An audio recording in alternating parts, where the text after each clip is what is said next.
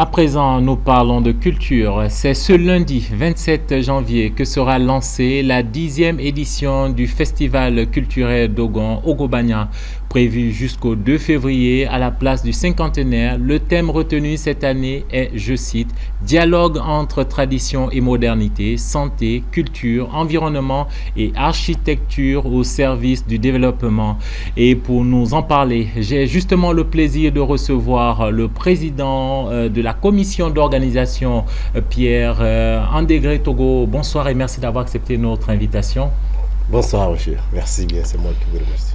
Alors, bien sûr, on va, avant de revenir en détail sur les 10 ans que vous allez célébrer dans quelques jours, peut-être revenir sur les spécificités de ce festival, en commençant déjà par les raisons de ce festival Ogobanya.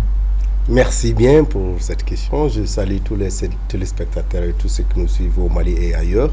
Merci de nous recevoir. Suite à un constat, vers l'année 2012 jusqu'à 2014, nous avons vu la baisse de la production économique qui a toutes ses répercussions sur la santé, sur l'éducation. Donc, devant cette situation, nous avons dit qu'il faut faire quelque chose. Et voici pourquoi nous avons mis en place cette idée de festival, mais à Bamako, ce qui permettra aux artisans du centre, du nord, d'amener leurs produits sur le marché de Bamako pour que tous ceux qui sont à Bamako venant d'ailleurs puissent avoir accès et ainsi les acheter. Ensuite, deuxièmement, il y a aussi le manque de transmission de nos traditions parce que beaucoup d'enfants ne pouvaient plus aller aux sources. Donc nous avons amené la source à Bamako pour que l'enseignement, la tradition puisse perpétuer. Voici pourquoi nous avons fait ça. Alors on comprend qu'il s'agissait de perpétrer la culture Dogon particulièrement. Est-ce que là aussi vous pouvez revenir sur le thème de cette année, je répète, dialogue entre tradition et modernité, santé, culture, environnement et architecture au service du développement? Merci bien. Effectivement, quand vous voyez le thème, il est long, mais durant les 9 années, nous avons parlé de santé, nous avons parlé de toutes ces questions, mais maintenant, cette année, nous avons voulu tous les remettre ensemble pour voir dans quelle mesure on peut avoir un dialogue entre la modernité et la tradition. Et ce produit-là, comment l'utiliser pour la transmission des connaissances et pour la promotion de la culture, pas que Dogon. Parce que chaque année, il y a une communauté invitée d'honneur. Cette année, nous l'organisons à 3 communautés. Et qui vont... Pardon de vous couper 2 secondes. La communauté invitée d'honneur, c'est Mamala. Exactement, Mamala, que les gens connaissent sous le nom de Nianka. Et les Senoufo aussi qui les accompagnent. Nous avons toute l'année organisé ensemble et nous appelons toutes les autres communautés maliennes à nous rejoindre pendant toute la semaine et toutes les activités sont prévues. Alors je le disais à l'instant, vous fêtez aujourd'hui cette année les 10 ans du festival Ogobanya. À quoi faudrait-il s'attendre tout au long de ces semaines à venir?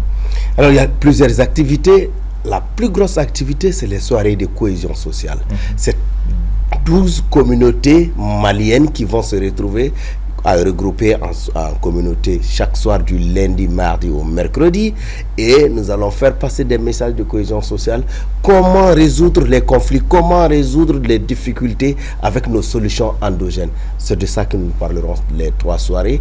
Nous avons un grand espace pour les enfants, comment faire la transmission de la connaissance à nos enfants, la culture, comment la magnifier. Il y aura les masques de Dogon, il y aura la course de pirogue, la lutte traditionnelle qui est vraiment en développement avec des conférences et des grands concerts le vendredi et le samedi. Monsieur Togo, justement, on parle de 10 ans. Quel bilan peut-on faire au bout de cette décennie?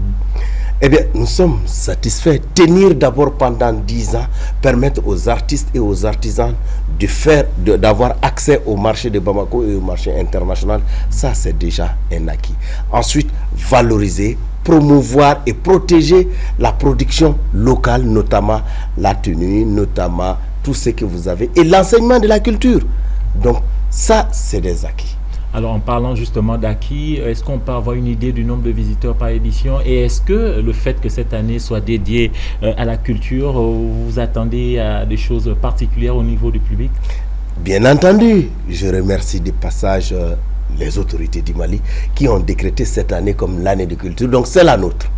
Eh bien, pendant les années précédentes, c'était 30 000 à 50 000 visiteurs sur le site. Et cette année, nous attendons beaucoup plus parce que c'est l'année de la culture. Et le gouvernement a mis tout pour sécuriser les festivaliers venant du nord, venant du centre et venant de partout et sécuriser tous les lieux. Nous les remercions et nous remercions tous nos sponsors pour l'accomplissement de cette 10e édition pendant l'année de la culture. Pour le mot de la fin, je rappelle simplement que le rendez-vous, c'est du 27 janvier au 2 février. Le 27 janvier, déjà, c'est l'ouverture à partir de 16h, c'est bien cela? Exact. Le 27 janvier, à partir de 16h, c'est la cérémonie d'ouverture qui sera présidée et par le ministre de la Culture. Voilà. Et une grande partie du gouvernement sera là avec nos partenaires et les amoureux de la culture, tous ceux qui veulent découvrir la culture Mamala, Sénoufo, Dogon et tout. Rendez-vous toute la semaine, il s'agira de culture. Le rendez-vous est bien sûr pris à partir de ce début de semaine, donc du 27 au 2 février, pour vibrer au rythme de la 10e édition du festival culturel Ogobanya.